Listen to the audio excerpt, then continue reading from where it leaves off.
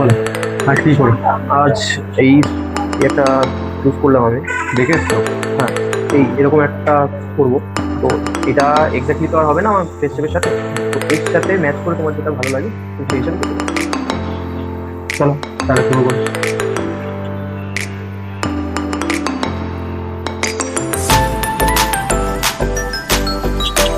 তাহলে ঠিক লাগছে? একদম পারফেক্ট। আচ্ছা, সাইড থেকে একদম জিরো করে হালকা করে লোয়ার পেট করা আছে। ঠিক আছে, উপর দিকে